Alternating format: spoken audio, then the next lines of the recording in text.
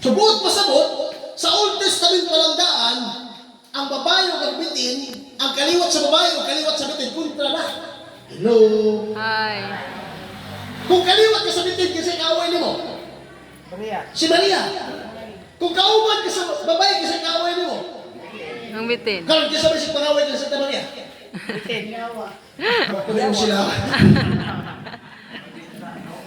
Gamit ang logic pa rin tingod. Correct thinking and reasoning. Karon, ang unang libro sa Biblia, Genesis, kontra ang babae ng bitin. Pangutana, unsa may last book sa Biblia? Psst! Hey! Unsa yung kalitan sa tuloy ko, pitok-pitok nyo. Unsa ganit? Ano problema? Pila na yan. Diba?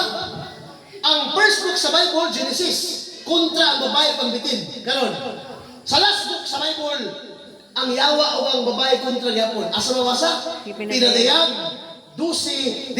Atong basahon ang balaang kasulatan. Ato ibabasa. Pinadayag 12:17.